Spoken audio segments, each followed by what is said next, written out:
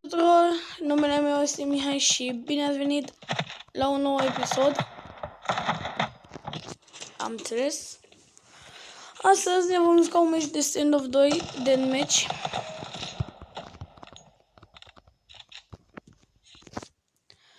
Și bine v-am găsit. Îmi cer scuze că n-am mai filmat de mult, greșeala mea. Dar cu pandemia asta te iau o dată capul de... Nu mai știu cum te cheamă. Din câte vedeți, mi-am luat și eu niște skinulețe. Mi-a picat aici un carbonel.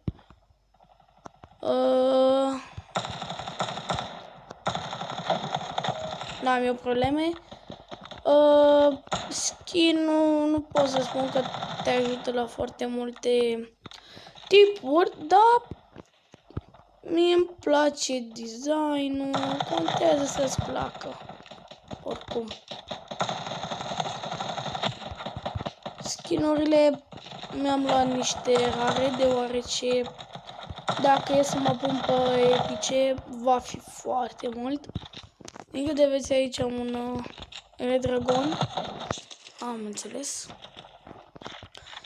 Am un Red Dragon și e super bun. Serios, eu am un FS epic, un Scorpion Box. Contează să-l știți. Hai că o dau și-o pe AVP. Fii atent ce-i bat. Hai că-i bat dacă-i.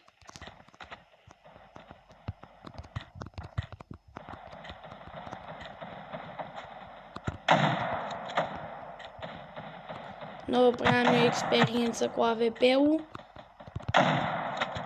Dar mie îmi place și AVP-ul cum e de felul lui.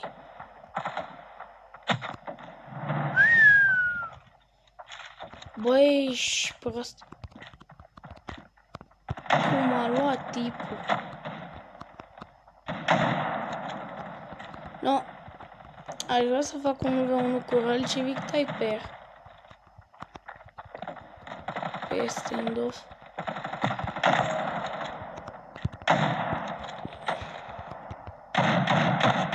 Știi, bă, la skin-ul ăsta?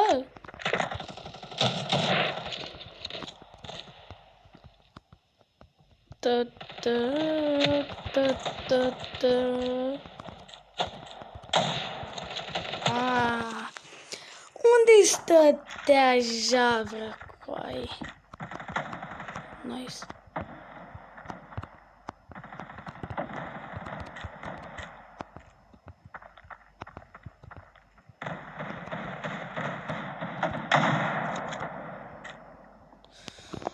Of.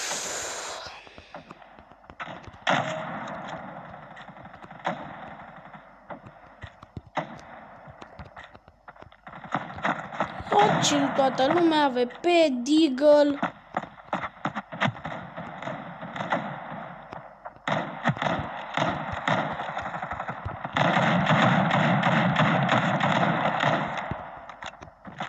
Am spus să mai avem și noi un cocou.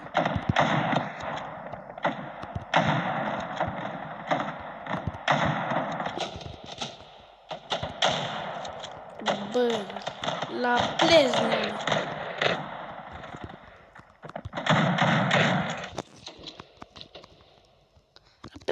Trec cu glonțul. E bun.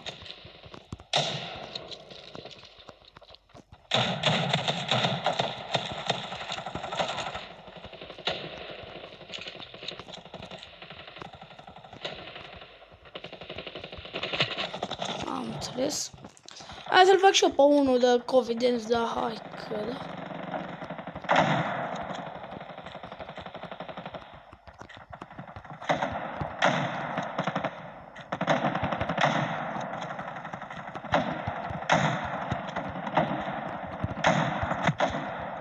No, ce mi-a dat-o, fraier? Bă!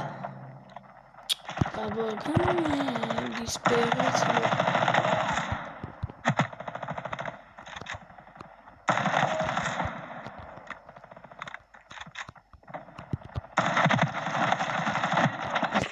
înțeles.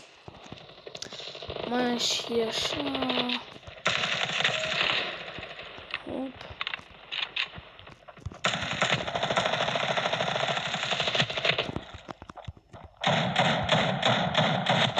Hai că știu să trag cu dicălul dacă e.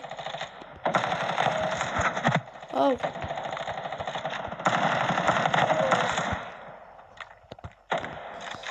Eu din câte știu, nu prea am atât de multă experiență pe stand-off, dar dacă vreți băgăm un 1v1.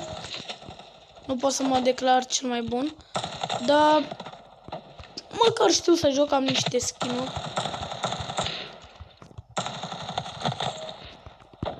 Nu pot spune că nu știu să joc. Am înțeles.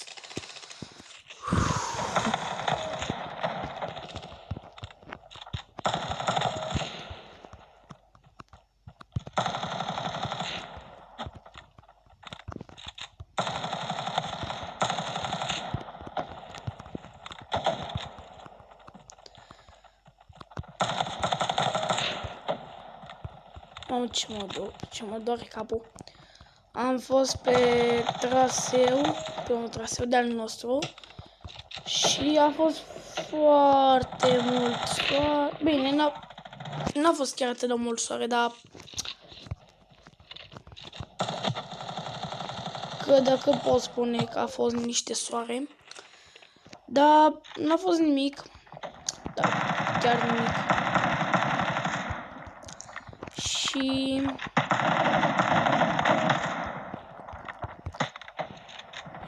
am muncit, după aia ne-am dat și a fost foarte șmecher.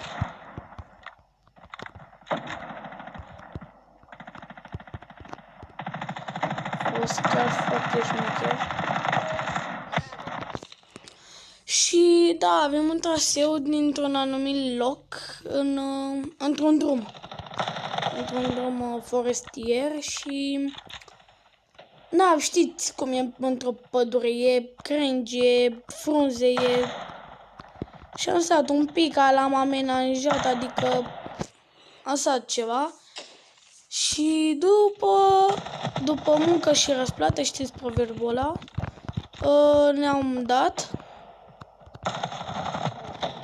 ne-am dat foarte mult și...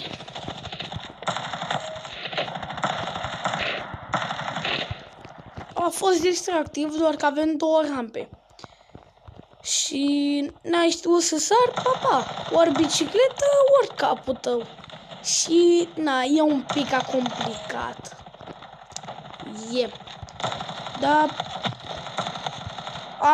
am oamenii buni lângă mine și mă antrenează, n-am probleme. Deci, sincer să vă spun, am 2 băieți care mă ajută foarte mult, mai ales și Royal Civic Typer, care se află că face vloguri.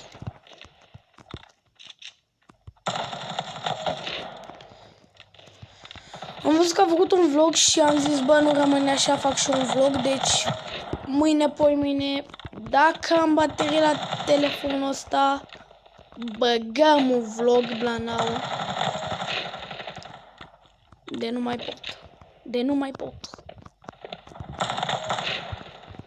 Băgăm un vlog, după ce băgăm acel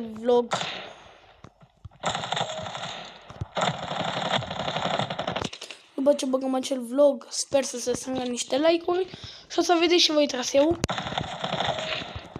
Ăla l-am terminat în vreo 4 zile.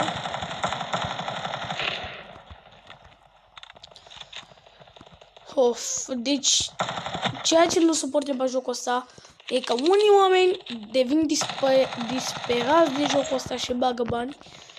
Și eu, sincer să fiu, aș băga, doar că am băgat o sumă ilimitată.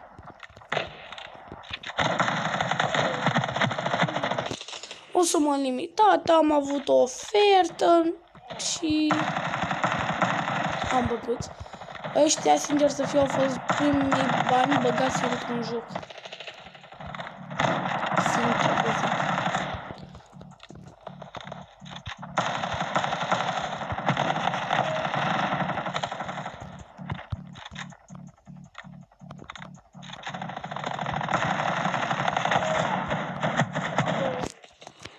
Wow, un winner. Bă, în 2020 se poartă cu skin-ul, nu? Bine, e un skin, dar e un skin așa mult. 43 de kill-uri, nu mai bine. Nu, hai să vedem ce am câștigat.